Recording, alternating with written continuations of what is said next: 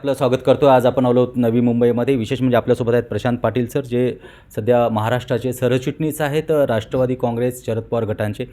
Sir, पहिला प्रश्न तुम्हाला असा आहे की आता सध्या निवडणुकीचे 3 टप्पे संपलेत, 4था टप्पा उद्या आहे आणि 5वा टप्पाही जवळ आला आहे. सध्या पक्षफुटीच्या राजकारणामुळे जनता कुठेतरी त्रस्त आहे. काय मत आहे तुमचं, काय वाटतं?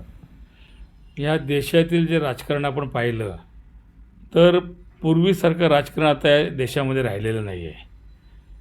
देशातील किंवा केंद्रातील ज्या स्वायत्त संस्था आहेत त्याचा दुरुपयोग हे या ठिकाणी भाजप सरकार या ठिकाणी करत आहे. ईडी असेल, CBI असेल, इन्कम टॅक्स असेल, NI असेल, याचा धाक दाखवून पक्षफोडीचं काम या संपूर्णपणे देशात चालू आहे. प्रामुख्याने महाराष्ट्रात बोलायचं तर त्यांच्यावरती 75,000 कोटीचा भ्रष्टाचाराचा आरोप या देशाचे पंतप्रधान नरेंद्र मोदी साहेबांनी केला होता. ज्या अजितदादा पवारांवरती आदल्या दिवशी आरोप करताना दुसऱ्या दिवशी त्यांना पक्षात घेतलं जातं.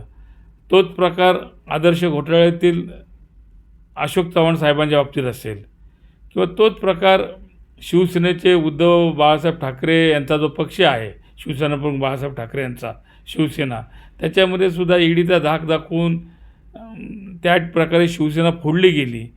हे असे पक्ष फोडून कधी राजकारण करता कामा नये असं माझं वैयक्तिक मत आहे. आम्ही या संदर्भात भाजपाला प्रश्न विचारला होता, पण ते म्हणतात की पक्ष फोडलेला नाही, त्यांना विकास कामं आवडले म्हणून अजित पवारही आले आणि अशोकराव चव्हाणही आले.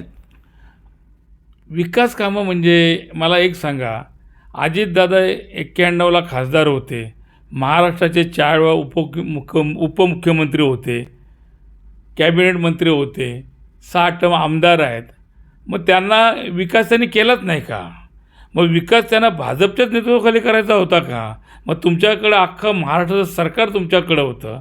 अशोक चव्हाण तर महाराष्ट्राचे मुख्यमंत्री होते, मग तेव्हा तुम्ही विकास केला नाही का? आज तुम्ही भाजपच्या दावणीला बांधून कुठल्या प्रकारचा विकास करताय? जनता काही दूधखुळी राहिलेली नाही आहे. जनतेला सर्व कळतं. हे विकासासाठी गेले नाहीत तर स्वतःच्या स्वार्थासाठी गेलेत. जेलची वारी होऊ नये म्हणून यांनी पक्ष बदललेला आहे, हे सर्व जनतेला माहीत आहे. कालचंच स्टेटमेंट रवींद्र वायकर साहेबांचं आहे, जे शिंदे गटाकडून खासदारकी लढवतात. त्यांनी हेच स्टेटमेंट केलं का मला जेलमध्ये जायचं आहे का पक्ष बदलायचा आहे. त्याच्यापेक्षा पक्ष बदललेला बरा, का जेलमध्ये जाणं माझ्या मिसेसला किंवा मला योग्य नाही आहे आणि मला म्हणजे पक्ष बदलण्याची जरूरत नव्हती सुद्धा मला जाणून दडपशाहीने मला पक्ष बदलावा लागला. हे खऱ्या अर्थाने महाराष्ट्राचं फार मोठं दुर्दैव आहे. महाराष्ट्र हा पुरोगामी विचाराचा आहे. महाराष्ट्र हा छत्रपती शिवाजी महाराज, शाहू फुले आंबेडकरांचा असणारा महाराष्ट्र, साधू संतांचा असणारा महाराष्ट्र. महाराष्ट्राला एक वेगळं वळण आहे, म्हणजे वेगळं चित्र आहे महाराष्ट्राचं.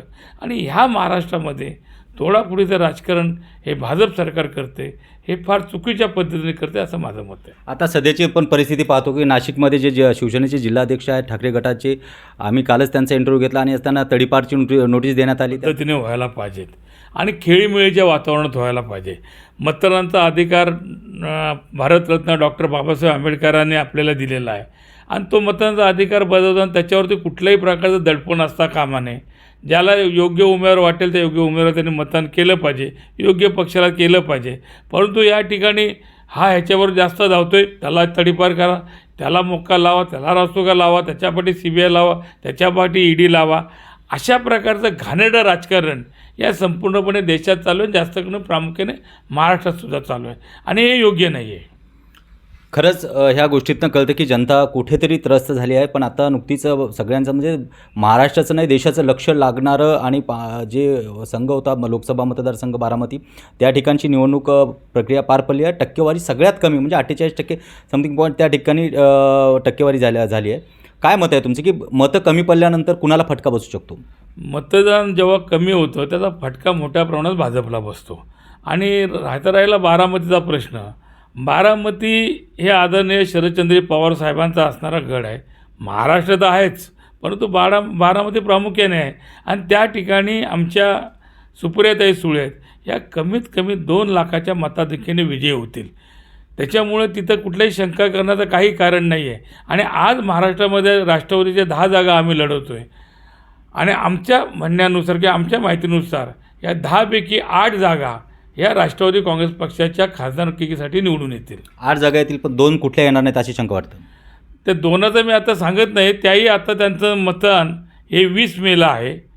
त्याच्यामुळं आत्ताच्या जे निवडणुका झालेल्या आहेत किंवा होणार आहेत त्याच्यामधल्या ज्या आम्ही 10 मधल्या 8 जागा फायनल पकडल्यात, 2 जागेचं पण जेव्हा 20 तारखेचं मतदान होईल त्यावेळी त्याचं चित्र स्पष्ट होईल आणि महाविकास आघाडीच्या या महाराष्ट्रामध्ये कमीत कमी 30 ते 32 जागा या ठिकाणी निवडून येतील. अतिशय महत्त्वाची गोष्ट आहे की सगळ्या पक्षफुटीनंतर विशेष म्हणजे शिंदे गटासाठी देखील ही पहिली निवडणूक आहे आणि ठाकरे गटांसाठी ही पहिली निवडणूक आहे. त्याचप्रमाणे शरद पवार गटांसाठी ही पहिली निवडणूक आहे. अजित पवार गटासाठी देखील पहिली निवडणूक आहे. आता जनता नक्की कुणाला कौल देते हे पाहणं गरजेचं आहे. Cameraman methyl तेरसह Swapnil दुधारे, Deshonnati, Navi Mumbai. मुंबई, पुणे, नागपूर, मराठवाडा असो का विदर्भ, राजकीय, सामाजिक, शैक्षणिक क्षेत्र असो का क्रीडा, सर्वच घडामोडीचे विश्लेषण पाहायला विसरू नका. फक्त देशोन्नती न्यूजवर.